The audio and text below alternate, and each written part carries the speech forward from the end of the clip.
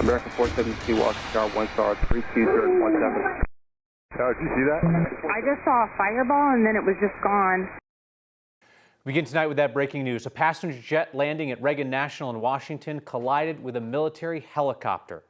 The plane went into the Potomac River, where there's a search and rescue operation tonight. American Airlines says 60 passengers and 4 crew were on that plane coming into Washington from Wichita. CNN reports there were 3 soldiers on the Black Hawk. A law enforcement source tells CNN there have been deaths among those on board. This EarthCam video from an observation camera at the nearby Kennedy Center shows the moment of collision. You can see the 2 sets of lights appear to collide and then an explosion.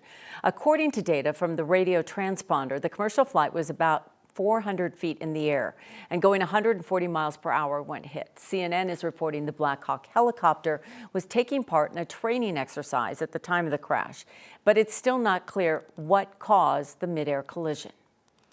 That's going to be a big question. What were the air traffic controllers doing?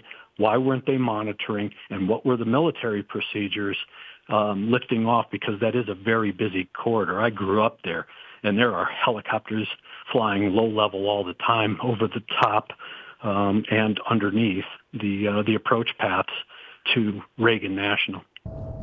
It's important to note these kinds of collisions are extremely rare. This is the first deadly commercial plane crash in the U.S. in 16 years.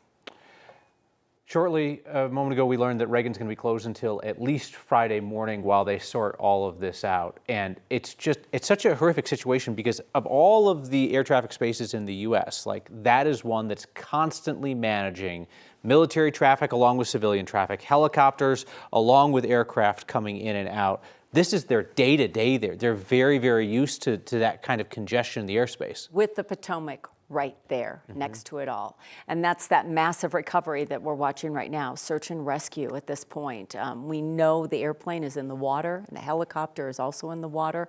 And it's incredible what they're doing right now, hoping to save lives.